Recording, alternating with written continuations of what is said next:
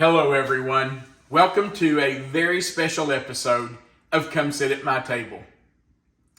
As you know, if you've been around here for a while, we do subscriber recipes on Sundays. We use recipes that you have mailed to us, and we make those blindly without ever having made them before to see what they're like.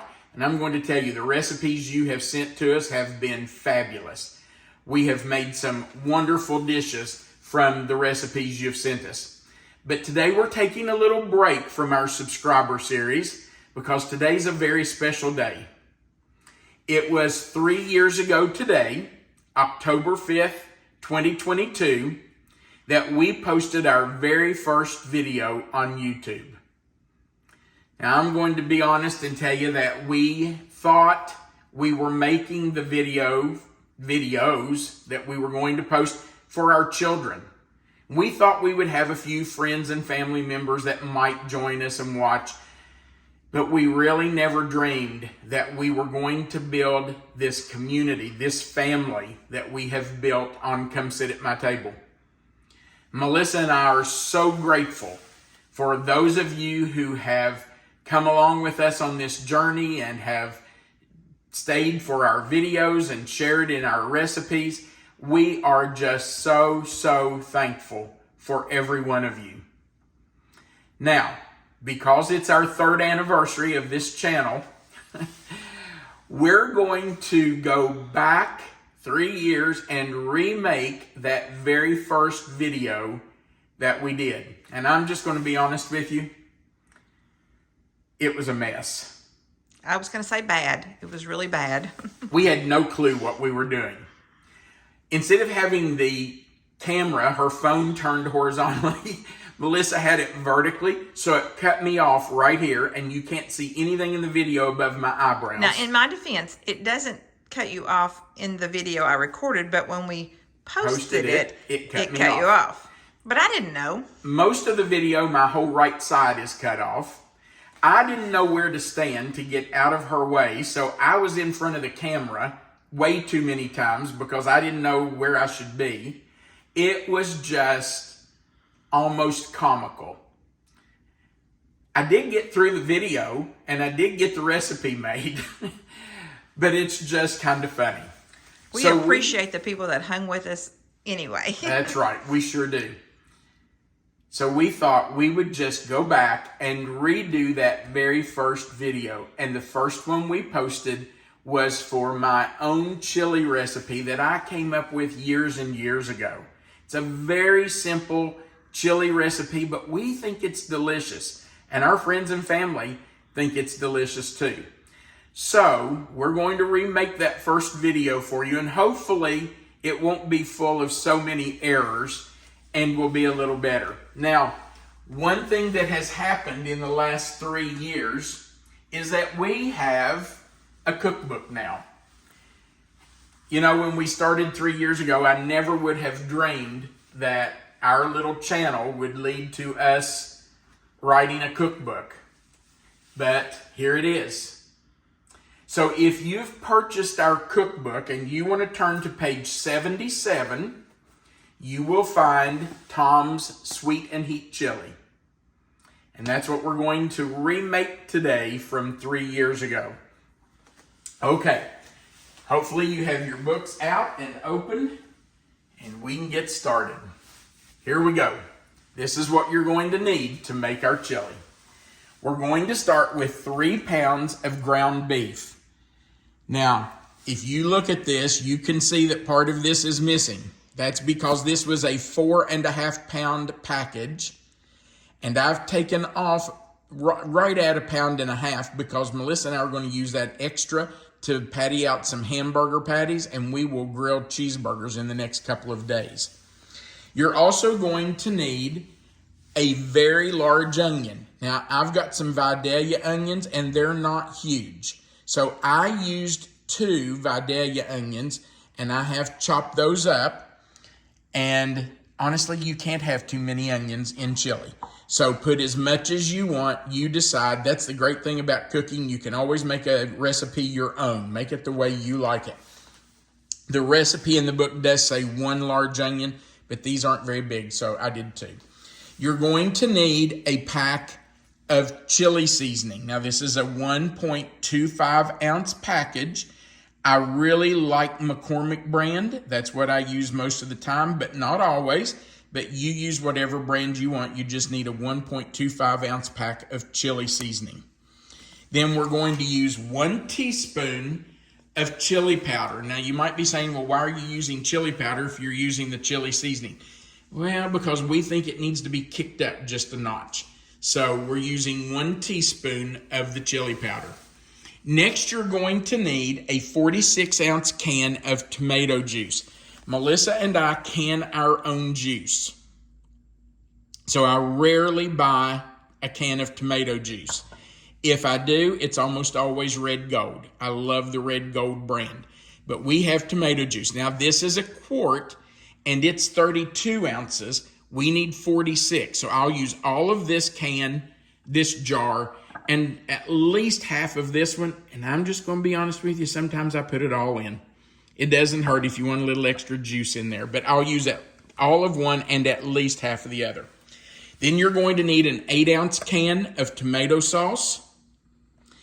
The recipe that I originally developed called for 2 14.5-ounce cans of diced tomatoes with green chilies. Well, guess what? You can't get a 14.5-ounce can anymore. They've shrunk to 10 ounces. So now I use 3. This is 30 ounces rather than 29 ounces like I used to use, since I used to use 2 14.5-ounce cans. So I'm using 3 10-ounce cans. Then you're going to need a scant 1/4 cup of white sugar, just regular sugar. I had someone that asked me after we did that first video, what do you mean by a scant 1/4 cup? Scant just means a little less than. So you can see, I'm going to hold this up where you can maybe get a better picture. You can see it's not quite full. Put in what you want. I know there's a controversy about whether to put sugar in chili, but I'm going to tell you, we love it in there. You can't really taste it. It does not make the chili sweet. The sugar just kind of enhances the flavor of the chili. So put it in there if you want. If you don't want to, leave it out. It's fine. And the last thing you're going to need is a 15-ounce can of chili beans. We will drain those and rinse them off. All right. There will be people that don't want to rinse theirs. That's right. And if you don't want to rinse them, you can put the sauce or the juice that's on these, put it in the chili. That's up to you. We don't care for it in our chili, so we do drain ours and rinse them. All right. So the first thing we're going to do is take our meat and our onion to the stove and get that in our big Dutch oven and get that started cooking. Now, you know, in that very first video, I did not put the onions in with the meat when I browned it. And that was because I had some onions that I had frozen, and they didn't need to be cooked as long because they were already soft. But these are fresh onions, and they need to be cooked. So I am putting them in with my meat. We will chop it up and let it brown. Now, when there's no pink left, then we're going to have to drain the grease off of it. And hopefully there won't be a lot of grease because this is really lean beef. So hopefully I won't have to do a lot of draining. But we will let that cook. We will keep chopping it up because I'm just going to tell you, I like it fine. If I'm going to make chili, I want it really fine. I want it chopped up really good. If you don't, you can leave it chunkier. You decide how you want it. I'm going to get this started cooking and get it browned, and then we will come back and finish our chili.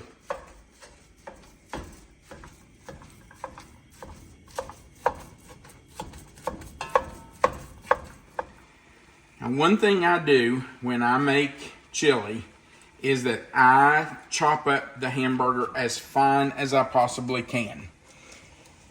Now, you can do that with a spoon and just stir the fire out of it. Just stir it and stir it and stir it until it's just completely mushed up. But I also like to take the back of a spoon and just kind of mash it. That helps to break up the big pieces. If you don't want to do that, you don't have to. But that's a good way to break it up if you want it really fine. By the way, this tool that I'm using was a gift to us from one of our subscribers. I believe her name was Diana Wilson. So Diana, we do appreciate you sending us the spatulas. They are really nice. They're heavy duty and work well. I have a spoon spatula. It is. It's a spatula spoon. You can see right here is a big chunk of meat. Well, we don't want that in our chili. So you can just chop, chop, chop, chop, chop. And this tool is really nice for chopping because it's got a sharp edge on it. So you can just really get in there and chop it up. But you can also do it with just a regular spoon and just mash it up, chop it, stir it as much as you want. All right, we're almost done here. I can see just a little bit of pink still left in the meat. So we're going to finish cooking that, and then we'll finish our chili. I know we have shown this little tip or trick in other videos, but I thought I might as well show you today since we're doing it. To drain the grease from our meat, I line our sink with a piece of aluminum foil, and I do gently push it down into the drain without getting a hole in it. And then I just put our sieve or our strainer right on top of that. Then I just pour my meat right into, I'm going to get a hold of this a different way, it'll be easier. Pour it right in there, if I can get a hold of it. And let that grease drain right down into that aluminum foil. And I just leave it sit right there for sometimes an hour or two until that grease solidifies. Then all I have to do is just pick it up out of the sink and throw it away. That's an easy way to strain your grease and not let it go down your sink. You can see here, I don't know if you can see that, Melissa. I'm going to let that continue to drip. But you can see that it's catching all that grease. And none of it went down the sink. Okay, now I'm going to return my hamburger, my ground meat, right back to my pot. And of course, I'm going to make sure that all of that gets back in there. We don't want to lose any of that meat or those onions, because that's food that we've paid for. And I'm all about not wasting money. Now I'm going to keep this sieve or this strainer right here in the sink because I'm going to use it again when we get ready to strain, drain, rinse our beans. Okay, so I'm going to turn the heat back on and we're going to start adding our other ingredients. We're going to start with our chili mix, our packet. I will just sprinkle that right in.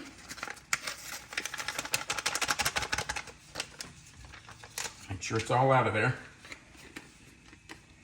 We'll add in our 1 teaspoon of chili powder.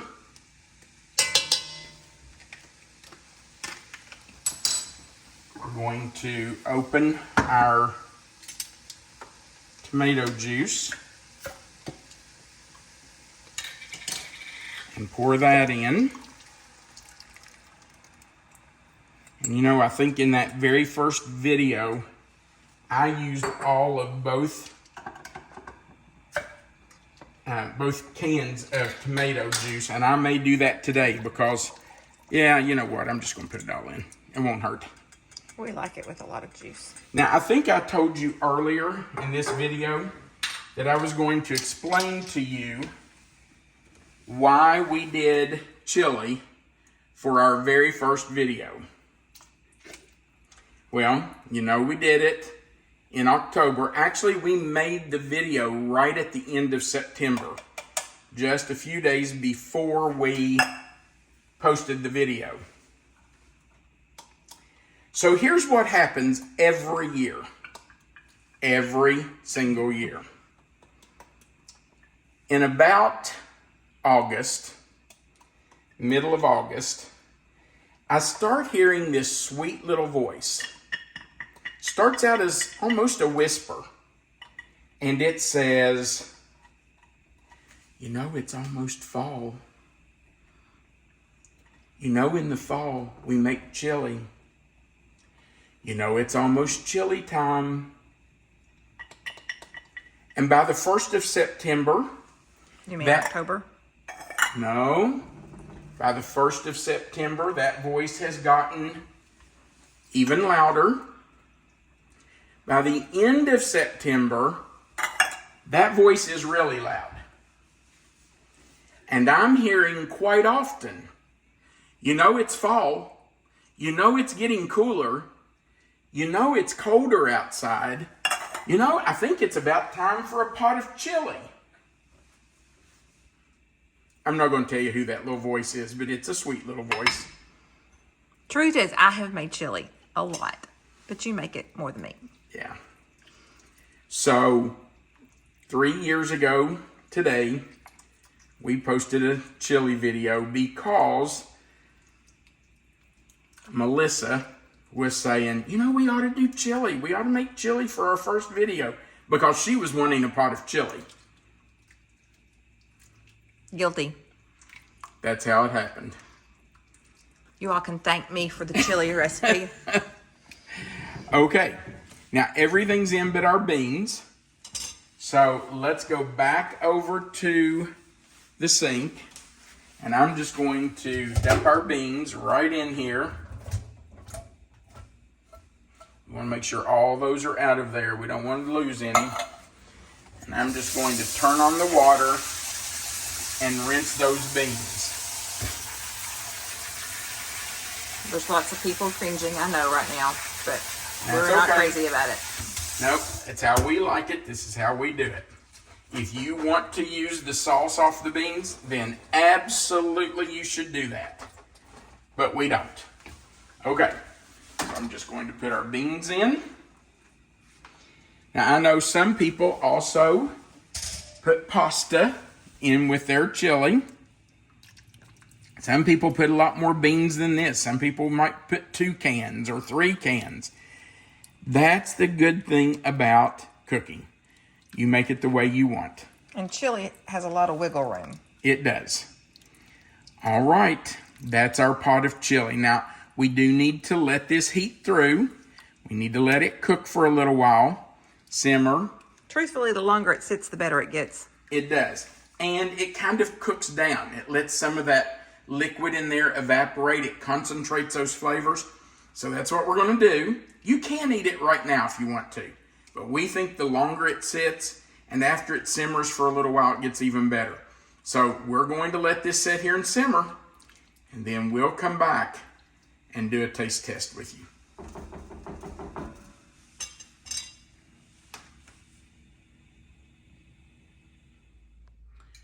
Our chili has simmered for a while. It's now just slightly afternoon, and this is what we're having for lunch today, along with a grilled cheese sandwich. So we're ready to eat. All right, Melissa, you ready for the first bite? I am. This is for you, babe. I know what it's going to be like, so. And I hope it's not too hot for you. Oh, it's so good. So, so good. And it's perfect for the fall. I just love it this time of year. Just the right amount of spice, too. It's spicy, but it's not hot. That's perfect. Wow, that's good. All right, we do appreciate you being here for our video. Helping us celebrate our anniversary. That's right. You know, there are a lot of blessings that Melissa and I have gotten from this channel over the last 3 years. But the biggest blessing is that we have met so many of you through the channel or in person. Just a few weeks ago, well, a couple of months ago now, Melissa and I were at a concert in Dry Ridge, Kentucky, and met a lady at the concert who recognized me and talked to us, and we were so blessed by getting to meet her and talk to her.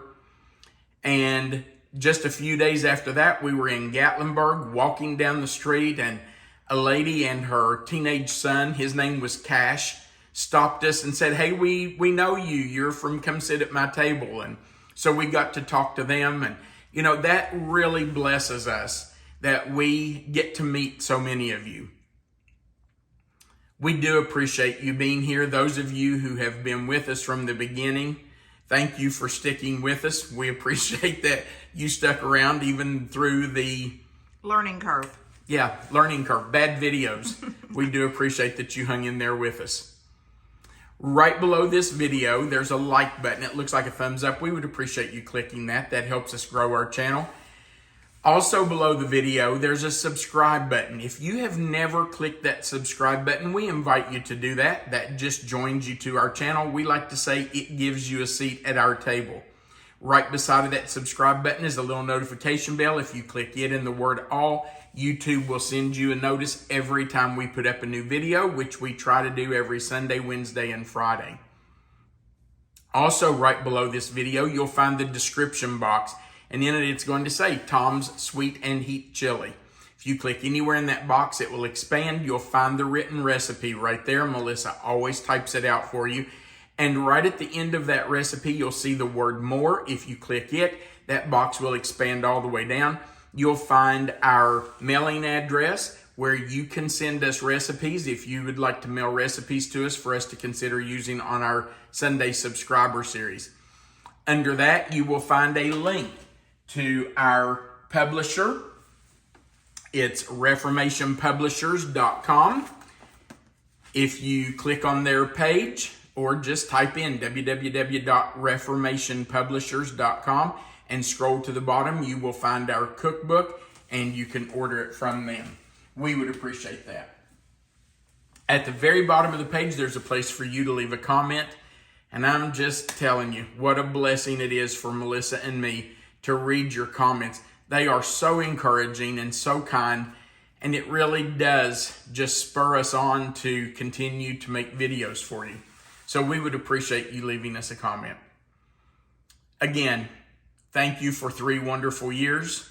Melissa and I are eternally grateful for that. We want you to remember that you are always welcome to come sit at my table, but more importantly, we want you to remember that God loves you, and so do we. Have a wonderful day.